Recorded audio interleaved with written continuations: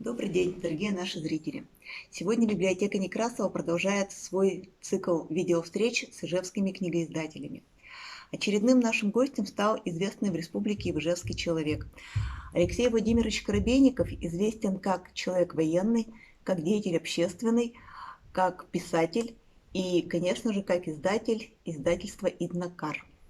Надо сказать, что в прошлом году он стал номинантом серии «Люди года», который издал Удмуртский издательский дом, который тоже, представитель которого тоже был нашим гостем.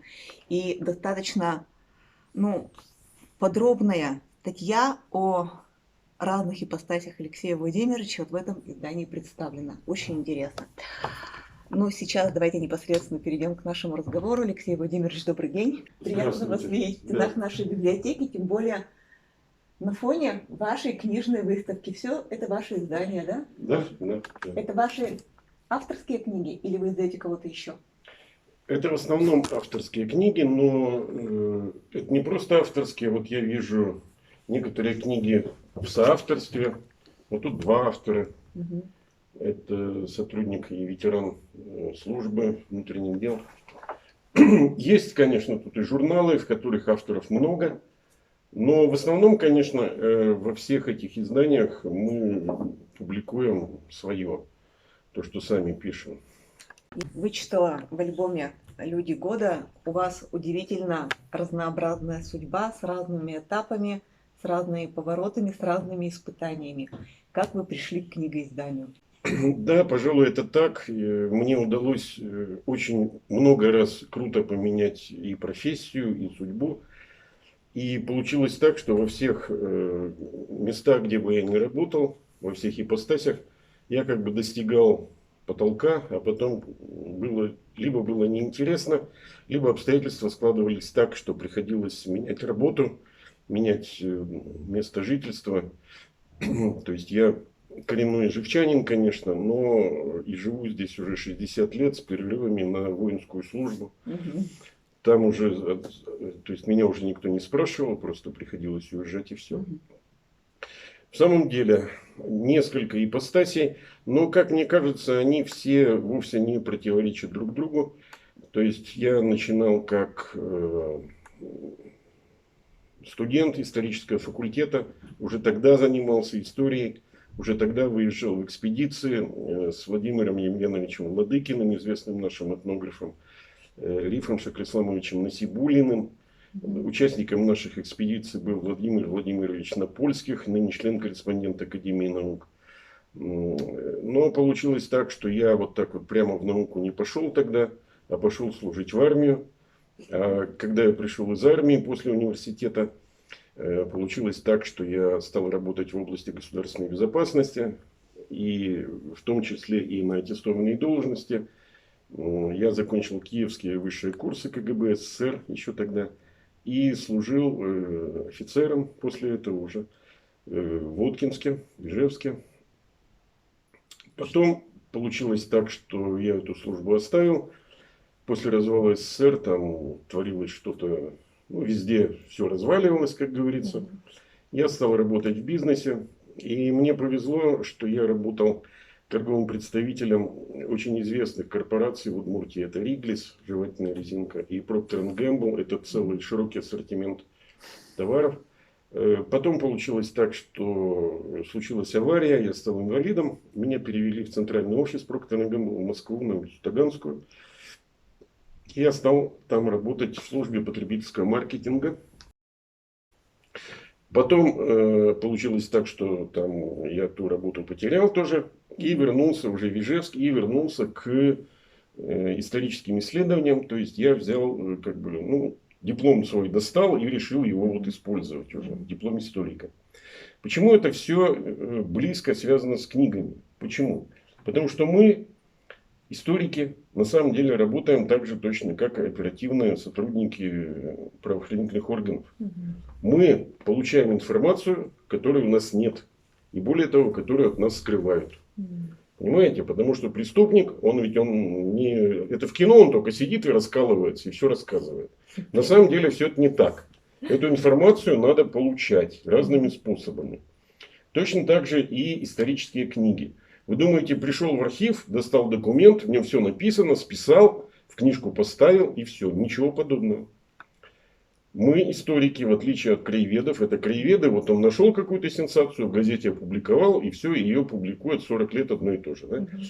Историк поступает совершенно по-другому, потому что у нас на историческом факультете мы прошли курс источниковедения, и нас научили, что ни один источник абсолютизировать невозможно, потому что, и даже вот в интернете сейчас такая фраза такая, мемуарщики, потому что в мемуарах люди ведь тоже говорят, ну, просто говоря, врут, потому что они говорят то, что от них ждут, то, что им выгодно. То есть ни один источник правды в конечном смысле, в конечном итоге не содержит. Абсолютно правда. Конечно, конечно. Но какие-то частицы правды он явно содержит. Содержит. Вот конкретный пример могу. Вот у меня, я занимаюсь последние годы историей Ижевско-Воткинского восстания. И вот покажу только две книжки. Ижевско-Воткинское восстание «Правда победителей». Ижевско-Воткинское восстание «Правота побежденных». Это источники с красной стороны, а это источники со стороны повстанцев. И мы их сталкиваем между собой с тем, чтобы наш читатель мог не нашу точку зрения принимать, а свою сформировать. Потому что это очень важно. Ради этого мы и работаем, в общем-то, чтобы не навязывать какие-то бело-красные там точки зрения, а дать объективную информацию. Книжки очень толстые, это сотни страниц. Да, это сотни страниц. Это цитирование документов? Да, это и цитирование документов. Вот один из документов. Вот явление государя-императора Ижевцем. Ну, конечно, мифический сюжет такой. И тут же вот есть, допустим, мы опубликовали и карту восстания. И видно, как зона восстания менялась. Вот. Так вот это то самое расследование, которое мы проводим. Потому что правоохранитель, он тоже видит сразу много версий. Понимаете, есть существует слово версия. И мы также строим исследовательскую гипотезу или версию. Версий очень много может быть. И собираем свидетельства.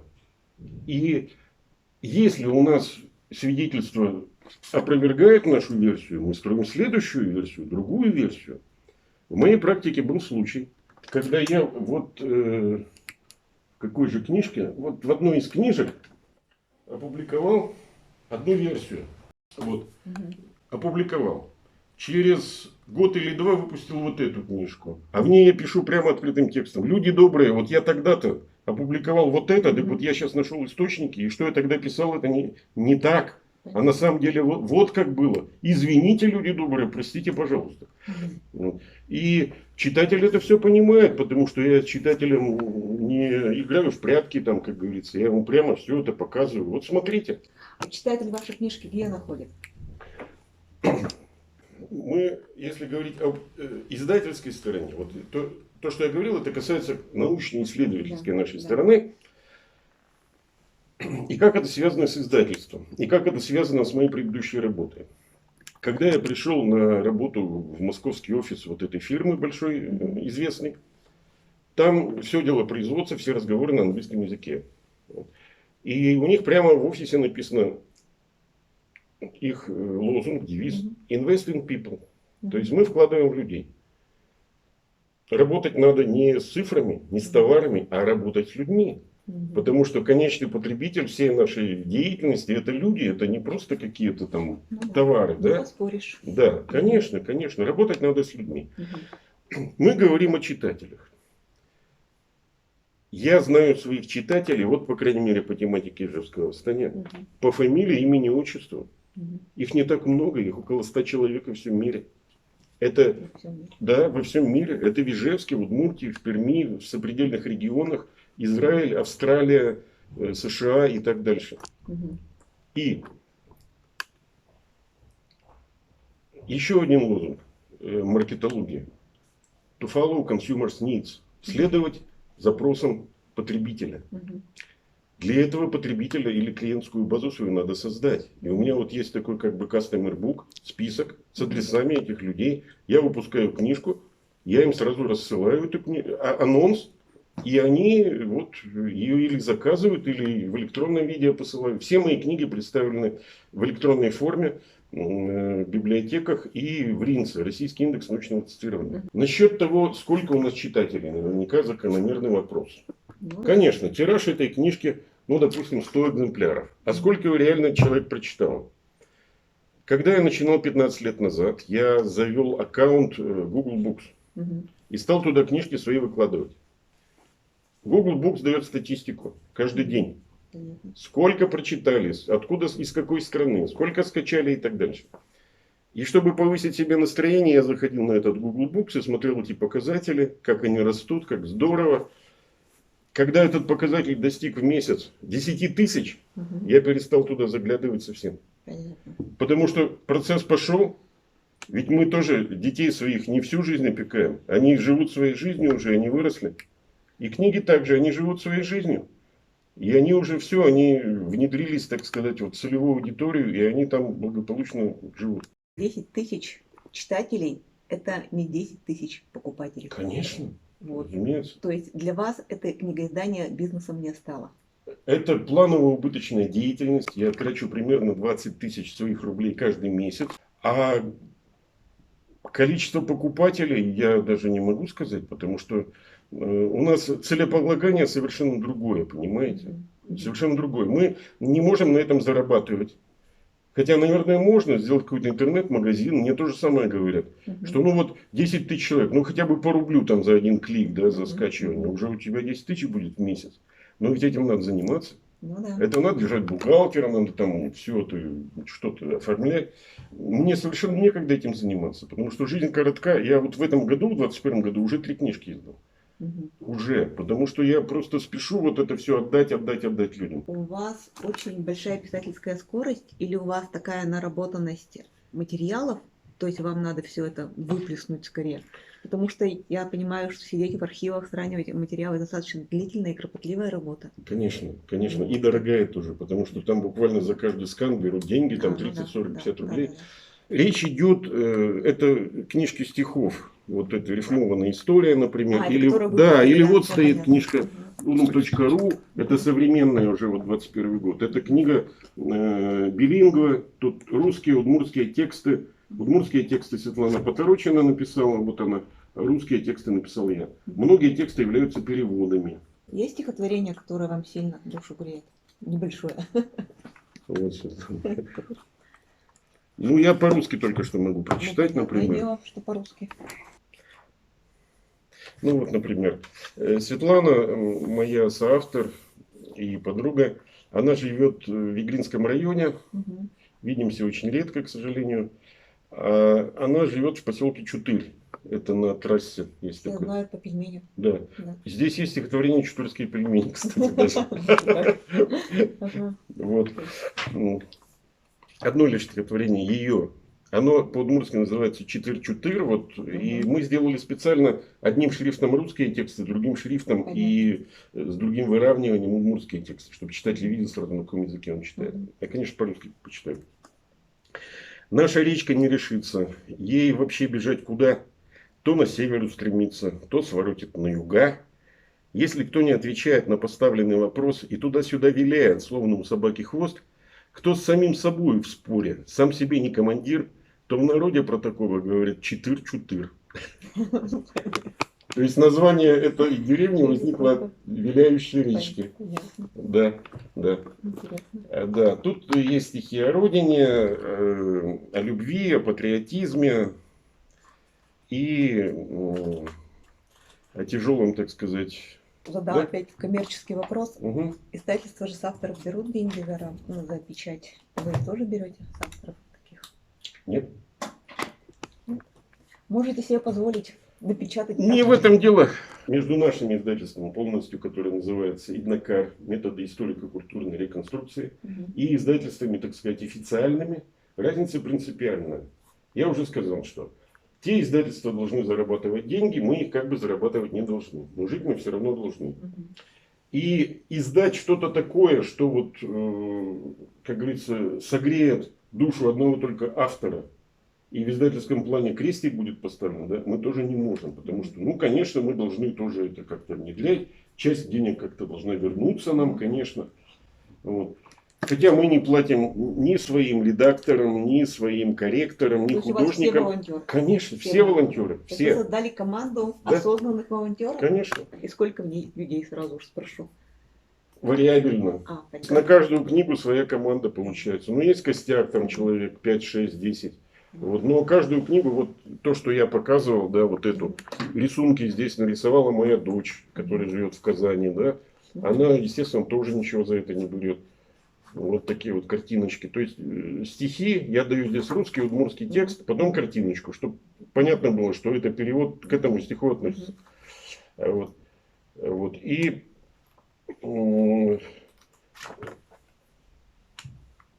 наши сотрудники ведь работают на удаленке.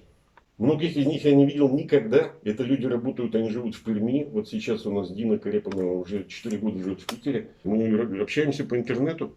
Но люди это делают. Они мотивированы. Мотивированы чем? Ну уж не деньгами никак. Ну, не деньгами, я Они понимаю. мотивированы возможностью творчества. Они мотивированы тем, что иногда нам удается получить какие-то нематериальные знаки внимания, какие-то грамоты, какие-то там поощрения, или вот такие вещи, как вот люди года, вот там не только я там говорю о своих сотрудниках тоже, что это они получают это, видят, что нас замечают, нами гордятся, как говорится. Вот. И отличие наше второе следующее. Вот кроме того, что мы не ориентированы деньги получить, второе. Мы издаем свое, то, что сами написали. Вот как определить, каким тиражом издать? Да. Как определить? Вот мы, если мы напечатаем 500 штук, как печатают большие издательства, мы знаем точно, что мы сядем с этими книгами, и они не продадутся в таком количестве. Мы идем от того принципа, который я раньше сказал. Следовать запросам потребителя. А как узнать запросы потребителя? Нужна эта книга, не нужна? Вот все мои книжки, которые я издал, все без исключения до одной, мы сначала проговорили, мы проругались на кухне у меня. По каждой из этих книжек. Понимаете? С командой. Командой, да. И своих соавторов, и командой, и друзей, и оппонентов. Так, людей, которые, вот историк Дмитриев Павел Николаевич, например. Думаете, он совсем согласен, что вот мы тут опубликовали в этой книге? Или то, что было в первом варианте? Вот он приходит, это человек энциклопедического ума и специалист по восстанию, истории восстания, каких нет сейчас. Или Женя Ренев, например. Ренев Евгений Геннадьевич, известный историк ижевский. Мы буквально не обсудили, а именно термин проругали это все эти книги, понимаете? И когда меня критикуют, или мои книги, я их книги критикую, мы становимся лучше. Понимаете, мы совершенно не боимся критики. И после этого, когда у нас уже все это у нас прошло, вот это горнило, понимаете, такое. Это не просто какие-то там разговоры, какой-то черный пиар, какие-то там дизлайки в интернете пишут. Мне уже на эти книги набросали вот этих какашек, да, свежие. Слушайте, но в споре рождается истина. А как в споре вычисляется спрос на книгу? А вот, я, по крайней мере, знаю теперь, что этим людям это надо, то есть это этому кругу надо. И, естественно, я знаю вот этих своих кастомер-бук, эти 100 человек. Я им пишу, что вот книга о том-то, о том-то, о том-то. Они говорят, слушай, книга еще не родилась, она еще в работе. Они говорят, слушай, а у меня как раз на эту тему статейка есть. А у меня на эту тему документы есть из архива. Дай-ка я тебе пришлю. Сделаешь публикацию. Я говорю, конечно, я на тебя сошлюсь, потому что это ломает всю мою концепцию. Я-то думал, вот я какой умный. Ничего подобного. Есть, оказывается, документ, где написано, что все это было не так. И вот так получается книга. И я вижу свою аудиторию и вижу, так сказать, кому она будет интересна. Потому что тут есть интрига. В каждой книге есть гипотеза. По большому счету, вы можете точно так же делать эти книги, издания, но выставлять их в интернет и не тратиться на бумагу. Это не такие большие траты. Мы делаем 100 штук. А потом мы делаем, если интерес есть на самом деле, мы делаем допечатки. Вот что. Мы сделали 100 штук, я разослал людям. Они мне прислали там какие-то деньги. У меня есть на следующий тираж. Понятно. Мы никогда не делаем сразу много.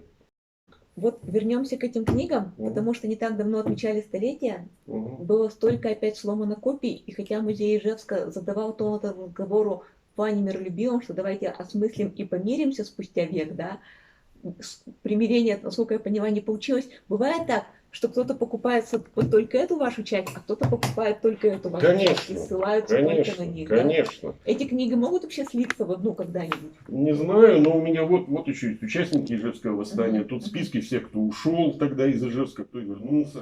Вот то же самое по Воткинску, например. Вот. И у меня здесь вот есть, по-моему, в этой книжке поэма как раз про восстание. Я прочту эпилог только ее. Вот как раз там он отвечает на этот вопрос, который вы задали. Как в прорубь с головой нырнув в восстание, греха не разумея за собой, ижевские рабочие, крестьяне за хлеб и справедливость шли на бой. В мозолистых руках судьбу держали, в огне искали своего пути, сыны демократической державы, которую на карте не найти. Их косточки рассеяны по свету, и даже списка с именами нет. Зачем же через 100 лет мы сохраняем память эту? Горят в нас капли драгоценной крови, что деды-прадеды истратили не зря, как будто издалека говоря, живите, правнуки, с любовью. Заблудшим душам лишь Господь Спаситель. Потомки жертв, потомки палачей, вы предков дорогих своих простите, не надо больше траурных речей. И потому столетие восстания не празднуем, но помнить мы должны. Не в осуждение, а в назидание дается нам история страны. Подходя к концу нашей беседы, скажите нашим читателям, ну, зрителям вернее, да, я уж по привычке читателям, где можно найти информацию о ваших книгах? Я функционирую ВКонтакте, потому что ВКонтакте можно к сообщению приоттачить любой файл, PDF-файл, фотографию и так дальше. И практически все книги доступны там.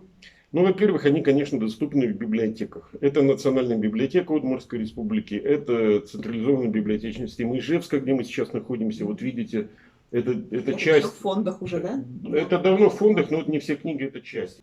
Потом это библиотеки университета, естественно, библиотеки технического университета. Это электронная библиотека российская e-library, ну, E1, как бы русская, да? Там как раз российский индекс научного цитирования она учитывает. Я вчера посмотрел, чтобы порадоваться, более 600 цитирований наших статей журнала «Иднокар». ВКонтакте у нас 5 групп, я веду 5 групп. Это издательство свое личное, это издательство «Иднокар», это «Боевое братство» Удмуртской Республики, ветеранская организация. Это ижевские дайверы, экологи, то есть я еще и дайвер, то есть мы делаем очистки водоемов. И 6-я это театр называется, условно говоря, потому что там мы публикуем все свои новые книжки, а в каждой книжке есть пьеса. То есть в этой книжке, да, и мы проводили конкурс на всю республику в прошлом году, в 2020 году, «Игры без игрушек». То есть мы разослали свои пьесы.